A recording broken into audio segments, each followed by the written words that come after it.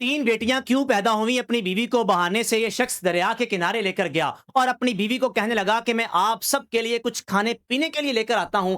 बीवी अपनी बेटियों को लेकर बैठी रही, लेकिन ये बाप, ये शोहर वापस ना आया।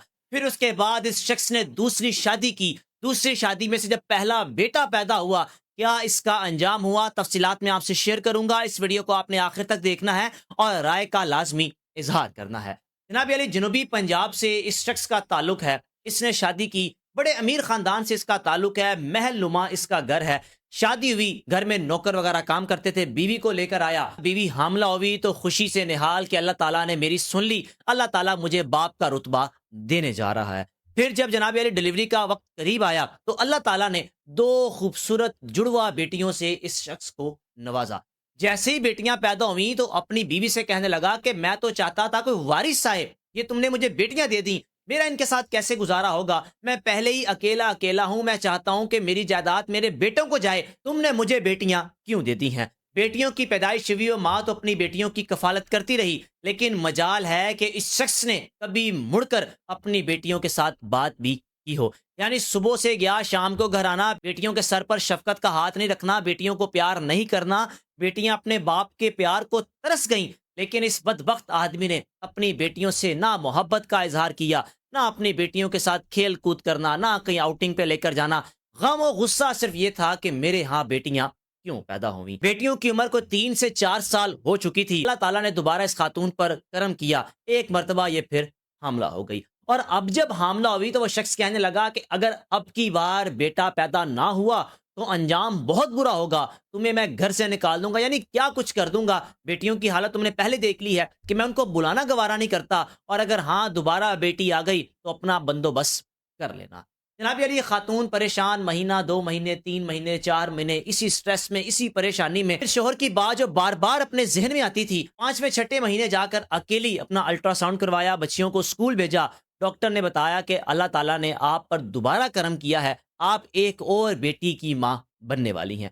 डॉक्टर ने तो खुशी की बात की, लेकिन इस खातून पर यह बात एक कयामत की तरह टूट पड़ी। वजह यह थी कि शोहर चाहता था बेटा, तब दोबारा बेटी आने लगी। जनाब अली, बच जाने वाले 2 3 महीने इस लड़की ने खूब दुआएं की, जाए नमाज पर रातों को बैठ बैठ कर दुआएं मांगनी कि या अल्लाह, ये वो वक्त है, मुझ पर रहम करना, या अल्लाह मुझे बेटे जैसी नेमत से नवाज देना, या अल्लाह मौजा कर देना। डॉक्टर ने तो मुझे बेटी बताई है, लेकिन या अल्लाह आप ऐसा मौजा कर देना कि मेरे यहाँ बेटा पैदा हो जाए। अब डिलीवरी का वक्त करीब आ गया। ये शख्स अपनी बीवी को हॉस्पिटल लेकर गया, और जिस हॉस्पिटल में लेकर गया पता चला कि डिलीवरी के बाद बेटी पैदा हुई है। हॉस्पिटल में ही अपनी बीवी के साथ बदतमीजी करनी शुरू कर दी। हॉस्पिटल का अमला सारा देख रहा है कि ये हो क्या रहा है, ये बाप है या कौन है, किस तरह ये अपनी बेटी के साथ पेश आ रहा है। वहीं से निकला, घर आ गया। अपनी बीवी को ये नहीं कहा कि मैं तुम्हें साथ घर लेकर जाऊंगा, तुम्हारा हाथ बटाऊंगा, तुम्हें सहारा दूंगा, नहीं। तीसरी बेटी का सुनकर ये वापस आ गया। हॉस्पिटल से छुट्टी हुई, ये खातून घर आई और अब 3 बेटियों की कफालत का सिलसिला शुरू हो गया। जिस दिन तीसरी बेटी पैदा हुई, ये निकला अपने घर से और अपनी एक गर्लफ्रेंड को पिक किया, गाड़ी में बिठाया, और उस गर्लफ्रेंड ने कहा कि कब तक मेरे साथ इस तरह का ताल्लुक रखोगे, अब तो मेरे साथ शादी कर लो। ये शख्स इस इंतजार में था कि अगर बेटा पैदा ना हुआ तो मैं इसके साथ शादी कर लूंगा, और अगर बेटी पैदा हो गई तो दूसरी शादी कर लूंगा। गर्लफ्रेंड के कहने पर, यानी मुतालबा करने पर कि कब तक इस तरह मुझे रखोगे, शादी कर लो, जनाब अली इसने प्रॉपर एक प्लान सोचा उस लड़की के साथ मिलकर, यानी उसके साथ शादी की, और कहा कि इस तरह मैं अपनी बीवी को घर से निकालूंगा, फिर तुम्हें अपने घर में ले आऊंगा। ये घर गया, अपनी बीवी से कहने लगा, पहली बार बेटियों की पैदाइश के बाद प्यार से बात की, बेटियों से प्यार से बात की कि आज मैं आप सबको घुमाने के लिए लेके जाऊंगा। बीवी खुश, बेटियां खुश के बाप ने कभी प्यार से बात ही नहीं की, आज हमें कह रहा है कि मैं आप सबको घुमाने के लिए लेकर जाऊंगा। लेकर निकला तो दरिया किनारे, जहां पर लोग घूमने फिरने के लिए आते हैं, यानी कुछ ऐसा आउटिंग पॉइंट बना होगा, वहां अपनी बेटियों को लेकर गया, बीवी को लेकर गया, और जाकर कहने लगा कि यहां रुको, मैं सबके लिए कुछ खाने पीने का सामान लेकर आता हूं। घंटा गुजर गया, 2 घंटे गुजर गए, रात हो गई, लेकिन ये शख्स वापस ना आया।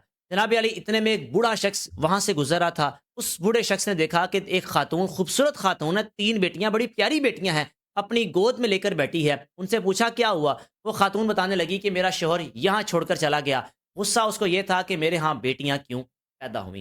जनाब यानी वो बूढ़ा शख्स इस खातून को अपने घर ले गया, जो कि अकेला था, ना इसकी कोई औलाद थी, और अपनी बूढ़ी बीवी के साथ जिंदगी बसर कर रहा था। उस घर में ले जाकर अपनी बीवी से तारुफ करवाया कि ये बेटी है, हमने इसको बेटी बनाकर रखना है, اور جو اس کی بیٹیاں ہیں ہم نے ان کو بھی بیٹیاں بنا کر رکھنا ہے کیونکہ اس کا ظالم شوہر اس کو چھوڑ کر چلا گیا ہے۔ اب اس بوڑھی خاتون نے ان 3 بیٹیوں کی ماں اور 3 بیٹیوں کا بھرپور استقبال کیا اور ان 3 بیٹیوں کی پرورش کا سلسلہ شروع کر لیا۔ وہ شخص جو بوڑھا شخص تھا دریا کنارے مچھلیاں پکڑا کرتا تھا، یعنی مچھلیوں کا شکار کر کے پھر ان مچھلیوں کو بیچا کرتا تھا۔